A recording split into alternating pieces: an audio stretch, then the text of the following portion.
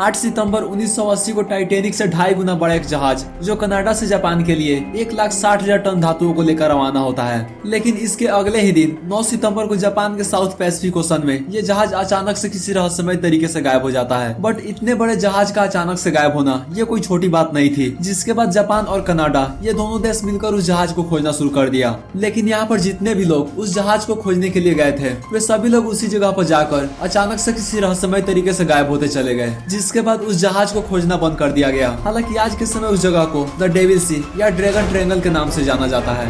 Dragon Triangle. Was it a dragon spirit protecting his land? Or maybe the strange electromagnetic force of the Dragon's Triangle? The Devil's Sea is located off the coast of Japan and stretches to the east of the Philippines. It's known for its treacherous currents and bizarre weather patterns, which have caused many ships and planes to vanish without a trace. उससे पहले मैं आपका दोस्त सोन शर्मा और आज हम 1980 में घटी 3 ऐसी घटनाओं को बताने जा रहे हैं जिसे जानकर आपके भी रोंगटे खड़े हो जाएंगे। तो अगर आप कमजोर दिल वाले हैं तो इस वीडियो को बिल्कुल ना देखें। So let's start this video. Number 1, bear bile farming.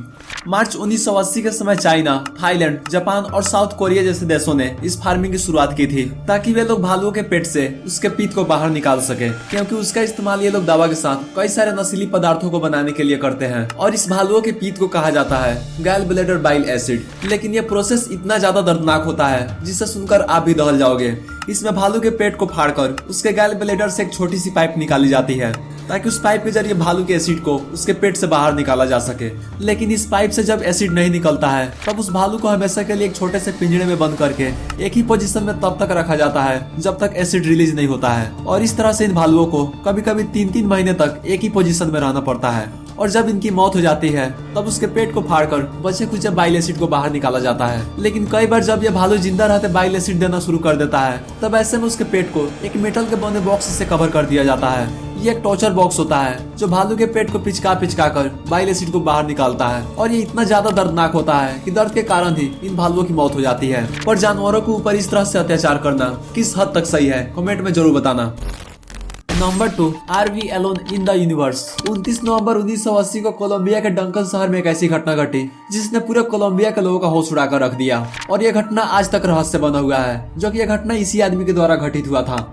असल में इस आदमी का नाम ग्रेंजर टेलर था जिसका जन्म 7 अक्टूबर 1948 को हुआ था। लेकिन मात्र 13 साल की उम्र में इसने पढ़ाई लिखाई छोड़ मैकेनिक का काम करने लगा और 14 साल की उम्र में इसने एक ऐसे खराब बुलडोजर को स्टार्ट कर दिया जिसके सामने बड़े बड़े मैकेनिक हाथ खड़े कर दिए थे। यहाँ तक इसने 19 साल की उम्र में एक ऐसे ट्रेन के इंजन को भी ठीक कर दिया जो कई सालों से वीरान पड़ा हुआ था। हालांकि वो ट्रेन का इंजन आज भी एक म्यूजियम में पड़ा हुआ है। जिसके बाद उसने 26 साल की उम्र में एक खराब प्लेन को खरीदा और उसे ठीक करके उड़ाने लगा, जिसके चलते वो अपने शहर में काफी ज्यादा फेमस हो चुका था। पर कुछ दिन बाद अब उसने स्पेसशिप बनाने का फैसला किया और उस पर रिसर्च करना शुरू कर दिया। लेकिन अब अचानक से उसे एलियन के सपने आने लगे और उसने टेलीपैथी द्वारा एलियन से बातें करना शुरू कर दिया। पर जब ये बात उसने अपने दोस्तों को बताई तब सभी लोग उसे पागल बोलने लगे। लेकिन फिर आया 29 नवंबर 1980 जब ग्रेंजर अचानक से इस दुनिया से गायब हो गया।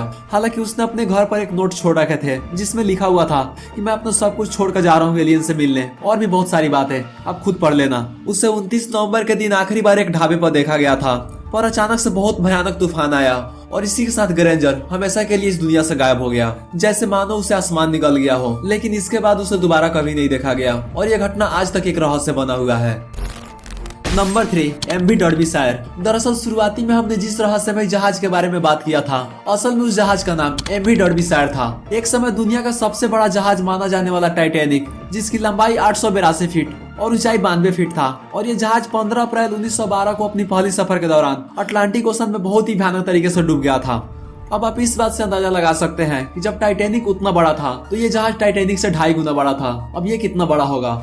लेकिन जब ये जहाज 8 सितंबर को कनाडा से जापान के लिए 1,60,000 टन आयरन और उसके साथ अन्य धातुओं को लेकर जब रवाना हुआ तब सब कुछ ठीक ठाक चल रहा था। लेकिन 9 सितंबर को ये जहाज जापान के साउथ पैसिफिक ओशन में जैसे ही पहुंचा वैसे ही अचानक से मौसम खराब हुआ और ये जहाज हमेशा हमेशा के लिए किसी रहस्यमय तरीके से गायब हो गया। लेकिन जब ये बात उस जहाज को ऑपरेट करने वाली कंपनी को पता चली तब उन लोगों ने तुरंत एक सर्च ऑपरेशन चलाया जिसमें जापान ने 15 सितंबर को कई सारे लोगों को उस जहाज को खोजने के लिए भेजा।